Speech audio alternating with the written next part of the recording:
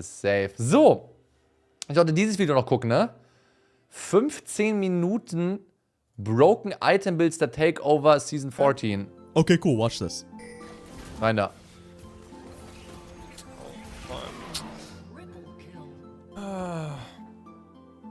Alright, anyway, Season 14 is off to a pretty fun start. There are new objectives, new items, and a new season of good old solo queue. It has been fun to test things out over this last month, but now that we're on the second patch of the year, and players have had time to figure some things out, I think it's pretty clear that there are some real winners in terms of power.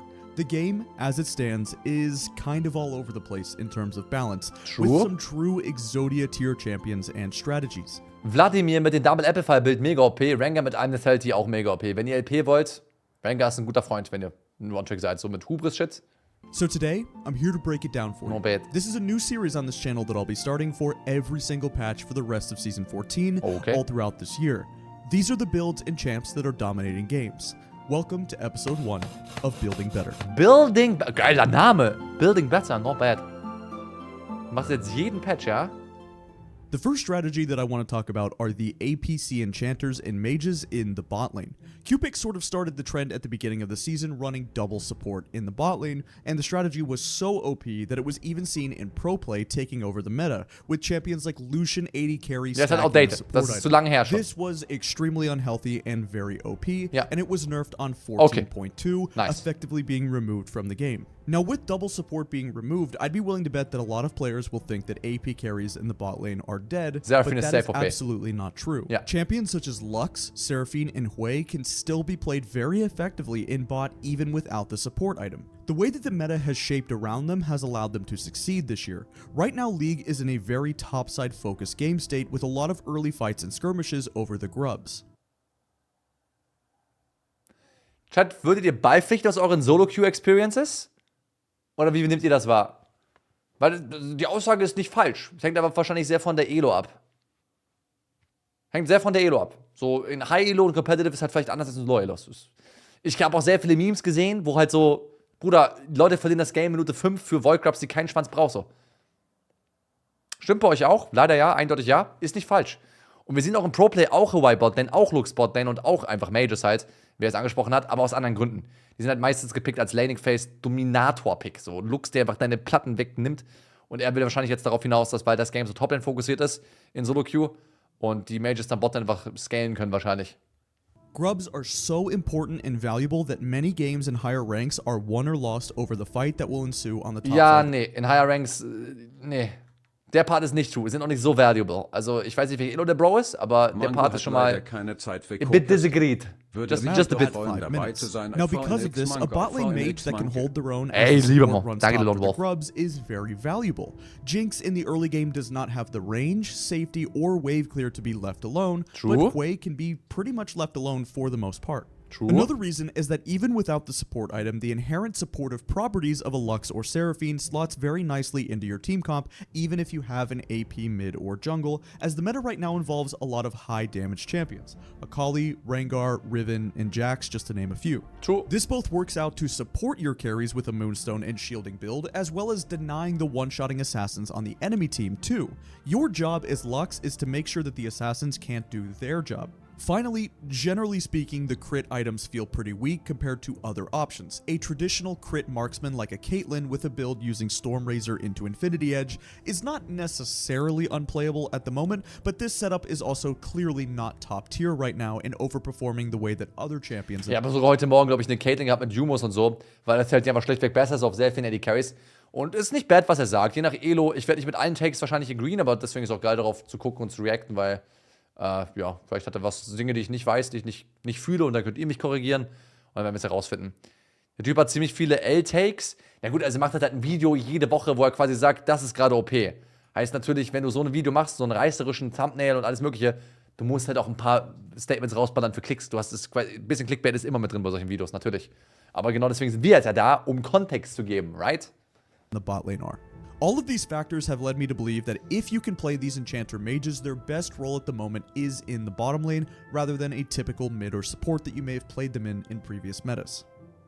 The next champion I want to go over is Ahri. Ahri got hit pretty hard with the new season as her most popular mythic over the last couple of years was removed in Everfrost. The Everfrost item was great for her as it comboed very nicely with the charm, either extending the CC chain or helping her to land it more consistently. True. This item was everything that she needed, and now that mana mages have lost Liandry's to being a health item, there weren't a lot of immediately great choices to build on her.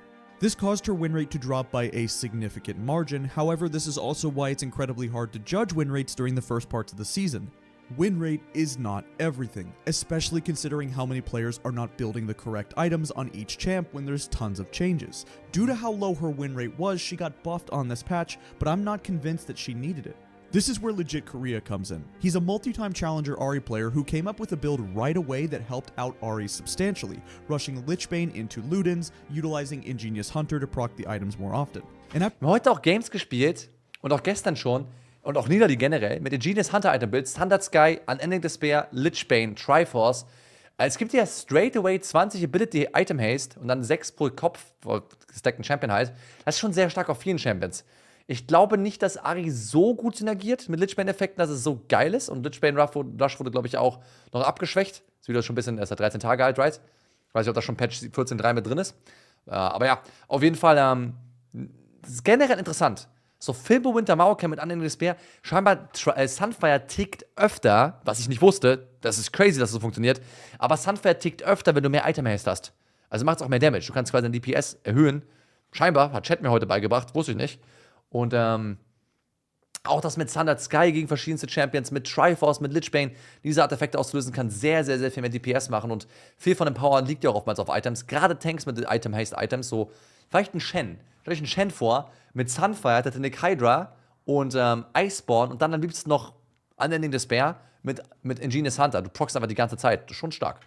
After trying out the build myself, I gotta say, the damage is pretty sick. Lichbane is finally a great item in the meta, and is even being nerfed on the next patch, which is something I never thought I would hear, since most champions did not build Lichbane for the last 2 years. It's very strong point-and-click damage where you sort of just auto-W-auto and win big trades on Ahri. Also, because of grubs existing, if you split for tower damage, you can easily take them down. Your cooldowns are low enough to be a strong threat in the side lane taking the turret, and you're very slippery and you can get away if players collapse on you. There's a couple of different rune pages that you can run with the champion, with the most standard being Electrocute and... Das war actually einer der ersten Skins, die ich je in League of Legends gekauft habe, Midnight Ahri. Kinda nicer Skin, honestly. Minion Dematerializer, and using the new Triple Tonic. Now, you may run into some mana issues with the Lichbane Rush, and this is where a lot of the skill comes into play. If you end up wasting all of your spells, you will run yourself out of mana without Mana Flow Band and a mana item first. You have to be able to last hit with your auto attacks. Ingenious Hunter has grown in popularity with the new season, as there are a lot of different items that benefit from the item haste now. Players have caught on to how good it is. I don't think that Ahri is top tier, even after the buff she received on 14.2, but she is far from weak, so you shouldn't be afraid to play her even without Everfrost. The next champion is one that has finally worked his way back into the meta after being absent for a very long time, Corki. And he even has 2 very distinct builds. Nemesis has been playing it, Pobelter has been playing it, and Chovy picked it in the very first game of the year for Genji against T1 in the LCK. After a few weeks of players testing out the champion, I think he's officially become OP. Welcome back to the meta, Corki. The first build option is using a keystone that you may not expect, Hail of Blades. The attack speed lets you win quick little trades, and given the build that we're speccing into, the autos will hurt, with items like Eclipse, Trinity Force, Sundered Sky, Muramana, and of course Ingenious Hunter again. Ingenious reduces all of your cooldowns on these items, and this Corki build becomes an absolute menace. In the LCK, Chovy showed us the other build, this time going back to First Strike, which is the rune that the champion ran over the last couple of years, and instead of Trinity Force, we're looking at a full poke mage Corki with the new item Malignance. Sie haben das Game verloren, by the way. Das Game haben sie verloren. Corki war OP, jetzt sind das Game verloren.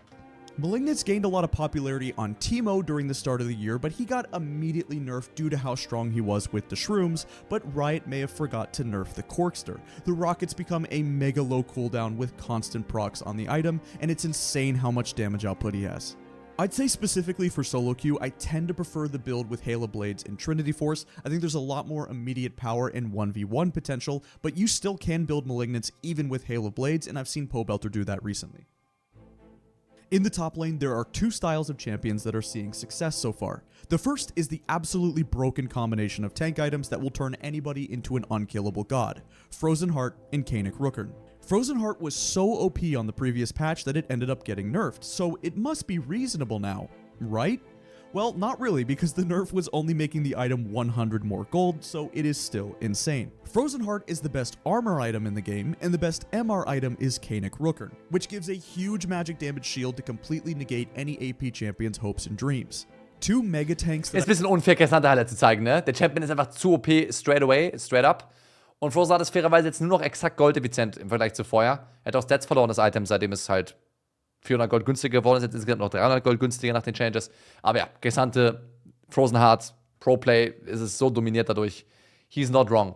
Ich würde trotzdem euch davon abraten, Gesandte in Solo-Queue zu spielen. Ich glaube nicht, dass der Champion sogar in Solo-Queue ist. Allgemein kommt auch sehr auf die Elo an, aber wenn ihr jetzt regelmäßig gegen Garens und Darius so spielt, sollte Gesandte eher ein unangenehmer Champion für euch sein. I have seen benefit the most from this combo are Udyr and K'Sante. These two guys are so much tankier than they were last season that it will catch a lot of players off guard.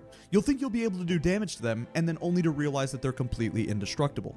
True. Another underrated item that we'll get into a little bit more when talking about supports is the new Zeke's Convergence. After many years of Zeke's being an item that links to an ally and was almost exclusively built by supports, it's a little different now. Und on. It's now an extremely cheap option that's perfect for a champion like Malphite. True. Not necessarily as a first item, but it's great if you're on very low income and have just enough for it before a crucial team fight. The way it works now is casting your ultimate creates a storm that deals damage and slows for 5 seconds. If you ever get Malphite ulted, there is absolutely no escape, as even if you flash afterwards, he will always catch up to you due to the slow. The other class of champions that are seeing a lot of play are bruisers that are usually building a combination of items like Sundered Sky, Eclipse, and Spear of Sojin. Fiora, Riven. Was macht Riven da? Warum wackelt sie so? Warum schrumpft ihre Wirbelsäule alle 3 Sekunden, by the way? Das macht mich komplett nervös, wenn ich dazu gucke. Due to the slow. The other class of champions that are seeing a lot of play are bruisers that are usually building a combination of items like Sundered Sky, Eclipse, and Spear of Sojin. Yeah. Fiora, Riven, Aatrox, and Jax are performing so well right now and can become crazy strong carries when ahead. Just like with Corki, Eclipse is definitely part of the reason these champions are dominating, and on 14.3 the item will see a nerf, and rightfully so. The constant shielding, healing, and damage from all of these bruisers is absolutely ridiculous when they have their Conqueror fully stacked, but at the same time, without the likes of Fiora and Riven to deal with the tanks, what is going to stop the unkillable Frozen Heart Kanik Rookern champions? This is the true dichotomy of top lane. You either pick a tank or somebody who can kill the tank and make their laning phase impossible. Ja, natürlich. Aber ist ja auch sinnvoll, ne? Und fairerweise, die meisten Booster sind sehr schlecht gegen Tanks in Lane. Viele Booster outscalen Tanks flott, aber sind nicht so gut gegen sie in Lane. Also, zum Beispiel Aatrox würde Early Game jetzt nicht unbedingt gewinnen gegen einige der Tanks, aber outscaled sie sehr schnell. Next on the list, Hubris. Now, that's basically in a tier all on its own. And I know what you're thinking, Kellen, that's an item, that's not a champion. And I know, my point is, if your champion can build Hubris, then your champ is probably very good right now because that item is insane. Champions such as Draven, Rengar, Misfortune, Jhin, Graves, and several others are loving this item. Würdet ihr Green Chat? Das Item ist safe stark, aber wenn du nicht jungelst, sondern du spielst, ich habe sogar auf Misfortune Varus gesehen, Draven vielleicht auch, aber allgemein so Rengar-Kane-Shit ist schon besser, no? Als auf AD Carries. Und du gehst einfach Leute one-hitten und catchen easy. Item auch ein bisschen schwächer geworden, you know, aber ja. Das ist komplett Tier of its own, es ist ein bisschen übertrieben. Habe es noch nie auf Jhin gekauft. Ist eins, das hat das Ding, ist eins der wenigen Lethality-Items, das Ability Haste gibt. Weil wie viele Lethality-Items geben über Ability Haste? Also Umbral Glaive, Hubris und Profane Hydra, oder? Kein Edge of Night, kein Ghostblade, kein Opportunity. Serious Grudge, I guess, technically, aber das kannst du nicht für das Item kaufen. Deswegen ist es schon in manchen Situationen cool zu haben, wenn du nicht Profane Hydra gehst. Ja. I really should take the time to properly explain it because I've seen many players confused by how it works, and honestly that's Riot's fault since they completely screwed up its tooltip and made it very hard to understand. This is the item that will create statues of your champion in base, but you can completely ignore that as it makes it way more confusing than it needs to be. So just forget the statues. What the item does is it gives you AD, haste, and lethality, and then when you get takedowns, it gives you even more attack damage temporarily for 90 seconds. I've heard a lot of players describe this as the sort of AD equivalent to Magi's, but you don't really lose anything for dying. Even if you die, you don't lose the stacks. They will go away after 90 seconds regardless. Effectively, the item is closer to being a Veigar passive, but for AD. Throughout this sheer chaos and destruction that is solo queue, slowly but surely, this item is going to start giving you well over 100 attack damage. Even if it's temporary, that is still an absurd amount. I think Riot will need to nerf the AD gained from it back down to 1 per stack. Now that players actually know how the item works, they're building it a lot more, or make it so you only gain the stacks for 60 seconds or something like that. Solo queue just runs at such a ridiculously fast pace that a champion like Rengar is basically playing the entire game with the stacks turned on. This is also why, in terms of proper marksman AD carries, current builds that are stronger for them are the lethality options. That's why I recommend lethality, Misfortune, Draven, and Jhin over something like a standard Jinx or Sivir build at the moment. And a big reason for that, of course, is just how strong Hubris is. Ja, der größte Grund dafür ist, dass das Game einfach zu schnell ist. Das ist auch etwas, was Gameplay auf Top zum Beispiel sehr nervt oder generell für Champions einschränkt in ihrer Stärke. Das Game ist einfach sehr schnell zu Ende. So viele Snowballs durch Bot hindurch, meinetwegen auch durch Top in verschiedensten Games. Ja. Lethality ist safe besser. Aber Lethality scaled ja auch gut. Ist ja nicht mehr so, als ob Crit Lethality outscalen würde. Oftmals können Lethality AD Carries, die Crit AD Carries zonen. So Misfortune, Varus halten ja auch die Auto-Attacker sehr auf Reichweite, weil die halt, wenn die nach vorne rennen, einfach einen Arrow in die Fresse kriegen oder eine Misfortune oder sowas, ne?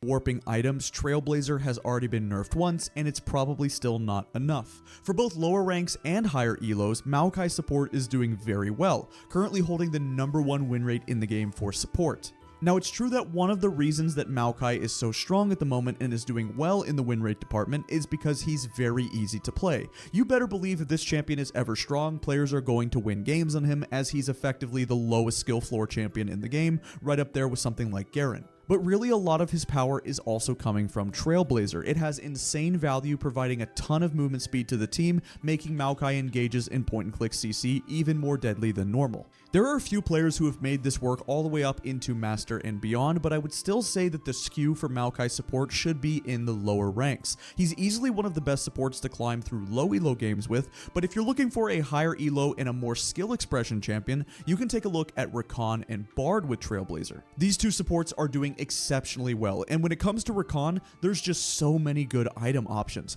Trailblazer, Kanik, Frozen Heart, and the Zeeks that we talked about are all amazing for him. Ich finde Rakan nicht so geil, weil in meinen Games fand ich Rakan eher useless. Ich meine, jetzt Teil zu zeigen, während dein AD Carry 21 Kills hat, ne? Also das Game ist over hier. Aber Bard, Alter, Bard ist so OP. Kein einziges Bard-Game, wo Bard useless war oder wo der Bard-Spieler nicht einfach easy carryen konnte, etc. Bard is safe, bro. Every year it just feels like the support role becomes more and more powerful, and Rakan and Bard are taking over challenger games. Safe, yeah. The final build that I have for you today is a slight rune optimization for Echo, which in all honesty probably should have been taken the entire time. Hail of Blades. My little story with this build is honestly pretty funny. You see, I got run over in mid lane playing against this as Kassadin. I figured this would be a decent matchup for Kassadin, as it's an AP mid laner who's melee and is more or less going to just let me farm and scale. Over the last couple of years, most Echo mid players have played very passive in lane, usually running a setup like First Strike. Aber Hail of Blades Echo ist schon seit vielen Monaten gespielt. Also das ist ja nicht neu. Minion Dematerializer and Teleport, playing for the full scaling and wave clear. With that type of setup, it should be very favorable for Kassadin, as I'm going to be able to get my items and he's not going to poke me out of lane. But that's not at all what happened. My ego isn't so big that I can't admit that I played bad. My bad. I lost lane insanely hard. But after watching the replay, I really thought to myself out loud, wow, that looked like it had no counterplay. He sort of just ease onto you level 1, takes your entire health bar, and then the laning phase is over. And it's not like I really just didn't want to give this guy credit for playing well, because he did play well, but I tried to analyze it and really look if there was something that I majorly messed up on, and it honestly just looked like his champ was unfair. I then went to check his match history, and sure enough, yep, he got MVP 3 games in a row with insane scores in each one. So being the curious player that I am, even though I'm not an Echo player and I am truly about the furthest thing from an Echo 1 trick, I figured, you know what, screw it, I'll try out the build. And I played 2 games of it and got MVP both times, and it was a... Ich logge nächstes Game Echo Toplane ein. Wir spielen Echo Toplane Chat. Sieht ja broken aus, wenn Exil damit 1v9 machen kann. Selbst er. At this point, I basically realized that if I were any good at Echo whatsoever, and if I put some practice into him, this is basically just an elo generator. This build is not balanced, it's not fair, and if you have any skill on the champion, please use this setup with Hail of Blades. It takes almost no skill to win your lane, and if I can win some games on it considering that I have no idea how to play Echo, I have less than like 10 to 15 games all time of him, then imagine what somebody who mains Echo could do. And it's not just 1 or 2 Echo players using Hail of Blades now. I've seen Davemon win a bunch of games with it, and the best Echo in China is also running this setup now. Aber das ist schon seit Monaten Meta.